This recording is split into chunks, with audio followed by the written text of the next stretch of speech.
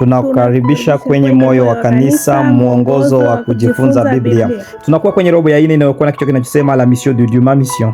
Utume wa Mungu, utume wangu. Leo ni juma ya 4 na somo la 4 kwenye robo hili linalokuwa na kichwa kinachosema partager la mission de Dieu.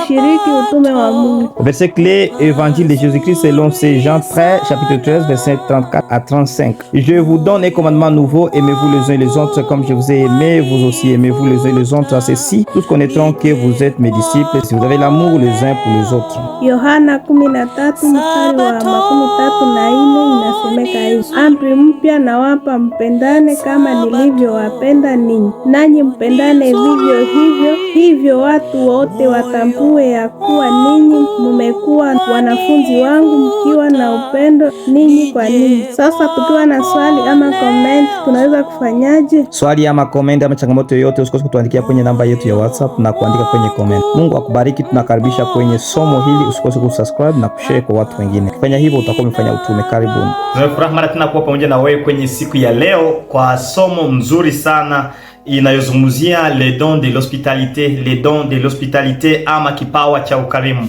Kipawa cha ukarimu. Tuwe leo pamoja na wewe kwenye kitabu kile cha Mwanzo sura yake ya 18 mstari wa kwanza hadi wa 15. Mwanzo sura yake ni ya 18 mstari wa kwanza hadi ule ni wa 15. Ukisoma pale utaona vitu tofauti, vipengele ambavyo vinaonyesha ukarimu vinavyodhihirishwa hapa kwa wito wa Ibrahimu kwa wageni wake. Ukisoma pale utaona katika tabia ya Ibrahimu ya kwamba ilijaa na ukarimu.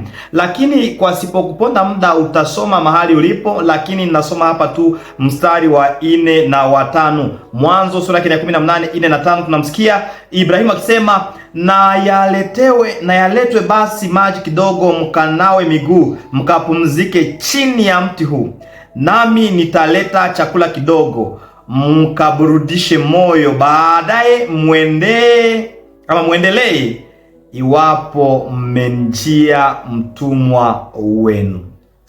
Nini kilitokea na nini kinaelezwa hapa? Hivi Ibrahimu alikuwa ameketi nje kwenye uwanja wake, na ulikuwa ni wakati wa jua sana tena sana. Hata watu wanaokuwa mahali ama sehemu pa jua, wakati jua inawaka naita kuzenite mchana, hiyo jua kali sana, watu hawakai nje, wanaenda mahali pa kivuli na kutafuta hewa. Lakini Ibrahimu yeye alibaki mahali pale, pengine alikuwa akiwangojelea wageni. Akiwa ameketi kwenye kivuli kile chake cha mlango wa hema, Ibrahimu aliwaona watu watatu wakapita karibu na yeye. Mara alipowaona, Biblia inaleta kitu kia maana sana, kwamba yeye alipowaona alikimbia kuelekea kwao. Hivi hakuwangoja wafike ama waombe ukarimu wake ndipo sasa atauonyesha. Wakati bado walikuwa wako mbali, akaja akakimbia mahali walipo na kuwangoja. Hakungoja waombe ukarimu wake kama walikusudia kufanya hivyo, bali alichukua hatua ya kwanza na kuwapa kile alichokuwa nacho. Kwenye Mwanzo sura yake ya 18 mstari wa kwanza hadi wa 8. Hivi Ibrahimu hapa alitaka aonyeshe tabia ya ukarimu, na yeye ni mkarimu tangu mwanzoni. Alijua ya kwamba yeye ni mibaraka, ameitwa kufanya utume wa Mungu. Alikuwa amekaa mahali pa wapagani, lakini kupitia tabia yake hiyo ya ukarimu alifanya utume wa Mungu. Abrahamu alitaka kukidhi kwa uwezo wake wote mahitaji ya wale ambao aliwasiliana nao, sio tu ya kimwili bali pia ya kiroho, kwa sababu hapa anatuambia watu waliokuwa kwenye kaya yake ama kwenye nyumba yake walikuwa zaidi ya 1000. Wale ambao walikuwa wametoka kwenye ibada ya miungu mingine walikuwa wameanza kuabudu Mungu wa kweli kupitia tabia na utume ambao Ibrahimu alikuwa amefanya kwao. Kwa maneno mengine naweza kuambia ya kwamba hivi tabia yake nzuri, alipokuwa akifika mahali fulani, alipojenga hema, Biblia inasema kwamba alikuwa anaweka pale pia madhabahu, na wakati wa kwenda anachukua hema, anaacha madhabahu pale. Alikuwa yeye ni mtume. Nafurahia hii sehemu ya mwisho hapa, inaonyesha ya kwamba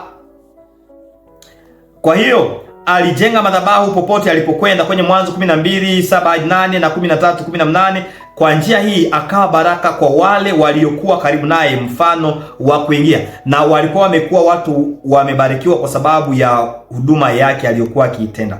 Lakini nizungumzie tu kile kidogo paragrafi ya mwisho inasema, dès le début, cet homme comprit que Dieu l'avait appelé à la mission et que son départ pour la terre promise n'était pas une balade touristique, mais cela devrait être une bénédiction pour ceux qui l'entouraient et par sa postérité pour le monde entier. Nasema tangu mwanzo mtu huyu ambaye ni Ibrahimu alielewa kwamba Mungu alikuwa amemuita kwa ajili ya utume, na kwamba kwenda kwake katika nchi ya ahadi hakukuwa kwa ajili ya likizo, bali kuwa baraka kwa wale waliomzunguka na kupitia uzao wake kwa ulimwengu wote. Kuna watu ambao wanapokuwa mahali fulani anadhani ya kwamba ameenda pale kwa ajili ya likizo, ama kwa ajili ya kutazama tourism tu. Mungu anataka mahali ulipo pale, sio kwamba umeenda pale kwa ajili ya likizo, anataka ufanye utume wake pale. Usingojelee watu waombe ukarimu wako ama hospitalite yako. Onyesha ukarimu wako hata kabla hawajaomba chochote. Msaidie huyo mtu hata kabla hajakuomba, umtolee kile anachokihitaji. Usiwangoje watu waje kuuliza neno la Mungu kabla hawajaja, wafikie waambie Mungu ni nani. Asante Yesu Kristo, umetufunza kuhusu tabia nzuri ya ukarimu, hospitality. Utusamehe kwa muda wote ambao tulikuwa wachoyo, hatukupatia watu kwa yale ambayo tulikuwa nayo, hatukutaka hata watu karibie, hatukupatia watu kwa neema ambayo tumekombolewa, hatukutaka kuwagawanyia. Sawa sawa na Ibrahimu, tupatie hiyo neema, tuanze kuwafikia watu hata kabla hawajatuomba chochote, katika jina lako Yesu Kristo.